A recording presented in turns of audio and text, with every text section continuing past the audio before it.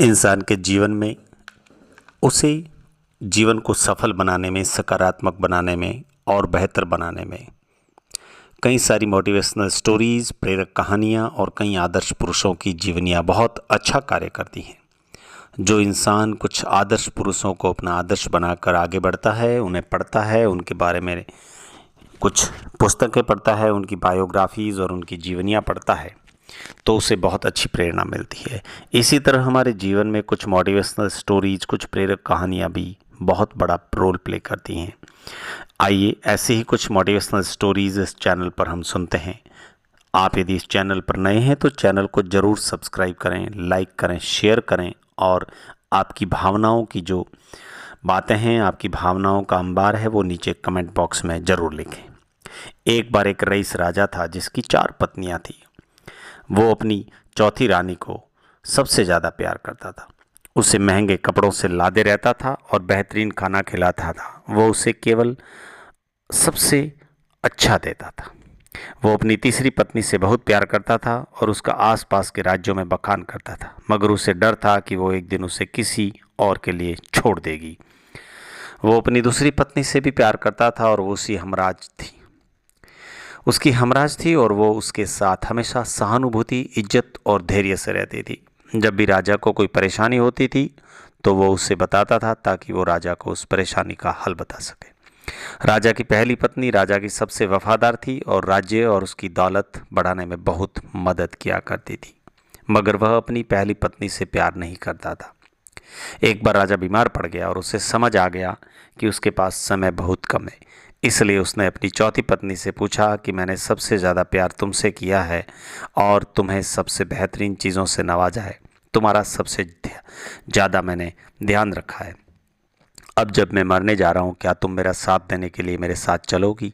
तब उसकी चौथी पत्नी ने जवाब दिया, जी बिल्कुल नहीं। उसकी बात राजा के दिल में छुरी जैसी चुभने लगी।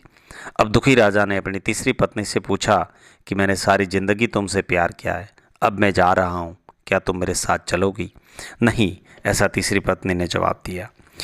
ज़िंदगी बहुत अच्छी है, जब तुम मरोगे तो तुमसे दोबारा मैं शादी करूंगी। अब राजा का दिल बैठ गया था और वह अब ठंडा पड़ गया था।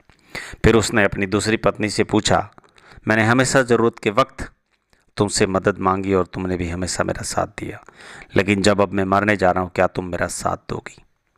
पत्नी ने जवाब दिया, माफ़ करना, इस बार मैं तुम्हारी मदद नहीं करूँगी। दूसरी पत्नी ने जवाब दिया, ज़्यादा से ज़्यादा मैं तुम्हारे साथ कब्र तक छोड़ सकती हूँ।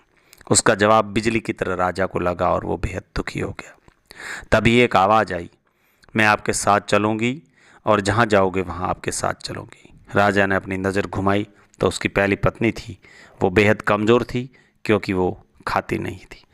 दुख से भरकर राजा ने कहा कि जब मेरे पास मौका था तब मुझे बेहतर ध्यान रखना चाहिए था। दोस्तों, इस कहानी से हमें यह सीख मिलती है कि हमारी चौथी पत्नी हमारा शरीर है। जब हम चाहें इसे सजाने में कितना भी दिल लगाएं, मृत्यु के समय ये हमें छोड़ जाएगा। हमारी तीसरी पत्नी हमारी संपत्ति, हमारा दर्जा और हमारी दौलत है। जब हम मरते हैं ये औरों को मिल जाया करती है। हमारी दूसरी पत्नी हमारा परिवार और हमारा समीकरण है। चाहे वो कितना ही हमारे साथ क्यों ना हो, ज़्यादा से ज़्यादा वो हमारे साथ शमशान तक ही आएगा, पर उससे आगे नहीं आ सकता। हमारी पहली पत्नी हमारी आत्मा है, जो अक्सर दौलत, ताकत और अहंकार के चक्कर में बेध्यान हो जाती है, मगर हमारी आत्मा ही एक ऐसी है जो जहां हम जाएंगे वहां जाएगी। इसलिए इसे उपजाएं, ताकतवर बनाएं और इसका आज से ही ध्यान रखें। यही हमारी दुनिया का सबसे महत्वपूर्ण और सबसे बड़ा तोहफा है।